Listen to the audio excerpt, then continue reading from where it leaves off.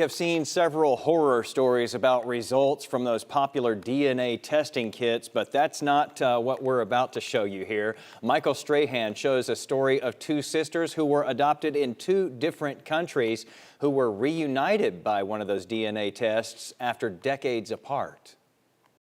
It's a discovery no one knew was possible. Two sisters born in China, both adopted into two different countries, never knowing the other existed until now.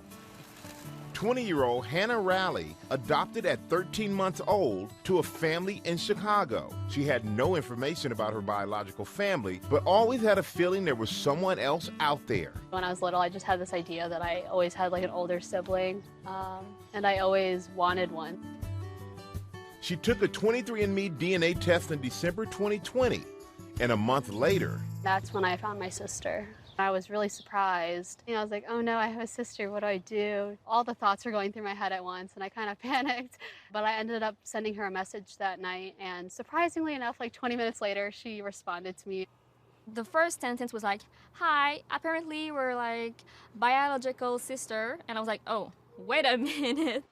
25-year-old Lamia Rivar, who was also adopted from China, growing up in French-speaking Quebec, Canada. After taking her DNA test 2 years ago, she forgot about it when she had no close matches. I was in shock, really in shock.